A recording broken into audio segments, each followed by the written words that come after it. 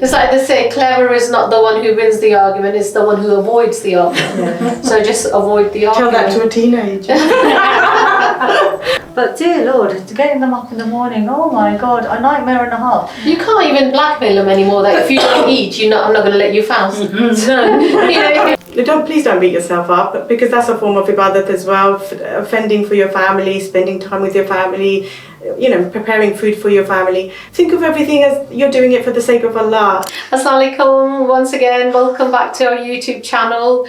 We're talking about mom's perspective today. Ramadan is supposed to lift you spiritually and you feel calmer and relaxed. But mom's world is hardly relaxed, is it? No. Yeah. With all these duties, it is extremely hard for a mother juggling everything and getting everything together and presenting it and all the iftar parties and your prayers and all your ibadah. So it all takes its toll.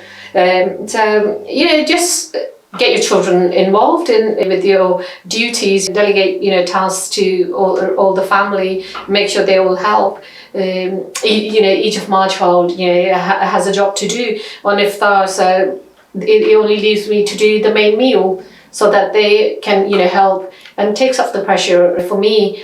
So that before iftar, 15 minutes before iftar, we're all sat down, and that's the time to pray and all your du'as and ask for forgiveness. So you can only do that when you've got everybody on board helping. You can't be the superhero. Fasting is, if we do it the right way and we prepare for it and we eat the right things, and we it is supposed to be manageable, and we're supposed to reap the full benefits of it and make the most of every day, every minute of it, and account for our time throughout the day. But we do feel the other brunt of things as well, especially the emotions are always flying quite high in the home, whether you've got younger children or young adults or elderly family members as well. Yes. It does bring the fasting does bring the occasional mood swings. And especially with the teenagers as well, they struggle. They come back from school or work or what have you, and they're already dealing with so much high hormones and things like that, as well as the fasting. It's quite challenging for them. As mothers, we kind of get the brunt of things. I don't know about your homes, but definitely in our homes, or I think of my mum all the time now, because there's 4 daughters, so we all were always high, and my poor mum got it then, and now I think about it all the time. And I've got a couple of teens, and honestly, because we're easy targets, we're mothers, we're home, so they can kind of vent at us, I think, and we have to remember that they don't have anyone else to vent to, so we are the easy targets. It's just good to be mindful, I think, and just to not take it personally, take a step back and just think, okay, let them have it. They're fasting, we're fasting. There's a sorry, I forget the word. You can say it basically means I'm fasting. So before you say anything negative or have an outburst, it's important to remember or remind yourself and them, like, I'm fasting in a way that back off, or calm down. It's like they say, clever is not the one who wins the argument, it's the one who avoids the argument. So just avoid the argument. Tell that to a teenager.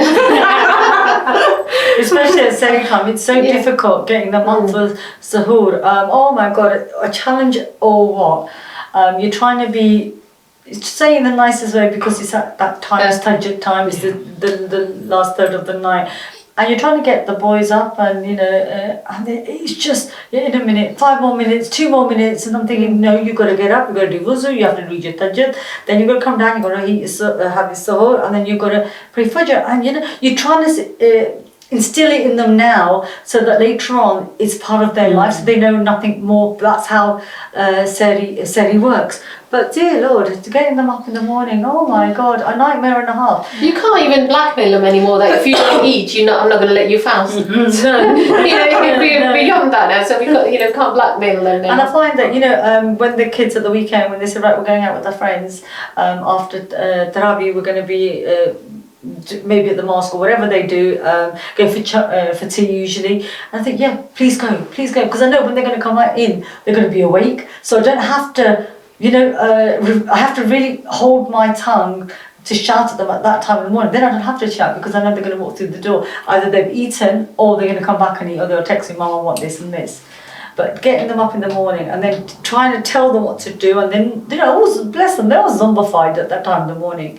And you're trying to deal with the 2 children that are just zombified, and then you have this upbeat child that wants to have a full conversation with everybody, and nobody wants to talk to that child. And it's really difficult. And then when they're up, you're always trying to tell them, enforce how important it is. Continue making dua, learn your duas, it's time for salah, come on, let's all read. And the beautiful thing is, twice a day, we know as a family, we read salah together. One is at Fajr time and one is at Maghrib time.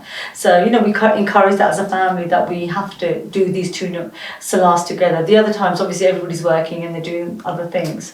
So, make a point in your family as well, try and at least read 1 salah with your family. Yeah. It's twice as hard for us living in the Western world because everybody else is not catering for you. Whereas in a Muslim country, office hours change, school routines change, so much easier. And the shopping and everything changes, to accommodate Ramadan. Yeah. And with us, we still have to carry on so as normal. The mother becomes everybody. Yeah. She not only has the physical challenge, she has the mental challenge plus the verbal challenge. It's not easy, it's not easy for the children because they still have to go to school and do their routine as normal, and it is hard for them to show appreciation for them. It's challenging for everyone, isn't it? It's challenging. Yeah. And as a mum, you do feel sorry for the kids. I know we know the importance of fasting, and but we do feel sorry for them. Oh God, they've gone to they've gone to school, or they're gone to work. It's a long day. Then mum kicks in, but your partners could be going to work, but you don't think about that. But you just think about. The funny thing is from some Islamic countries, people come to England so that they don't have to fast and follow the tough regime of Ramadan. That's really cheeky. And for us it's a shame because we here and we want to go to an Islamic country and where they would accommodate Ramadan. Easier. And whereas people who get it, they leave that country to come and enjoy the free world in Western society. Gosh. For all the mums out there, you're not alone. You're not alone in this. Everybody's going through it. Plan your day. Take short naps if you can with your children, especially if you have small children. When they're napping, nap with them. Try and reserve your energy. People say nap while your child is asleep, but how can you? You've got 110 things to do, and that's the time to do it. That's the time you cook and clean it. And that's when we go wrong.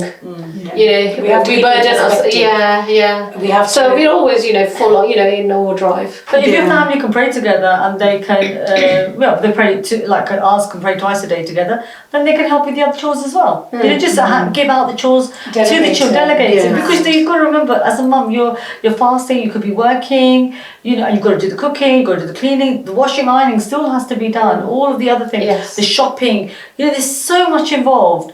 Because your child might think, oh, I want to eat this today, mum, and you haven't got it, you have to go to the shops.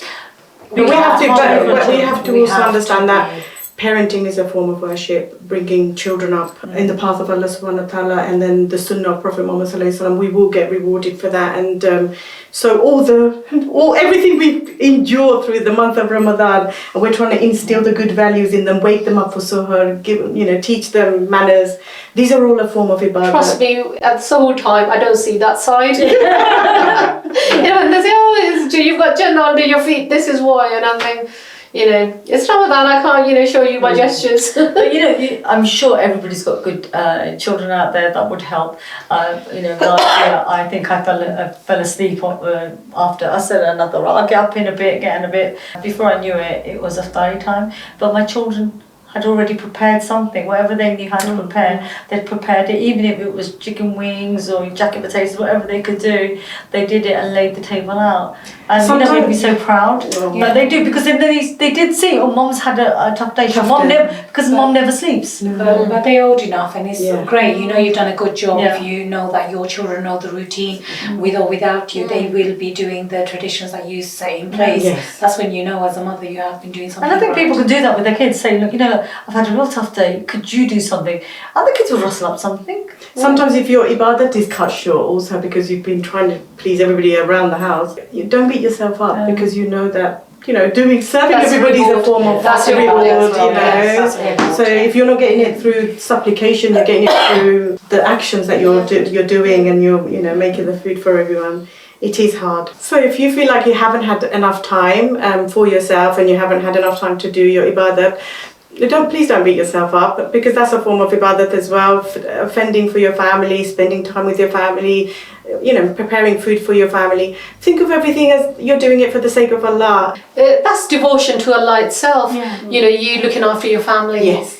And doing all the chores, single-handedly. Most of the ladies are doing it single-handedly. So that's devotion to Allah. That's a form of ibadah. Yes, just to remember, eat mindfully that you are doing it for the sake of Allah. If you have liked today's videos, please don't forget to comment, like and subscribe. We'd like to hear your thoughts, and we'd like you to stay with us through this month of Ramadan.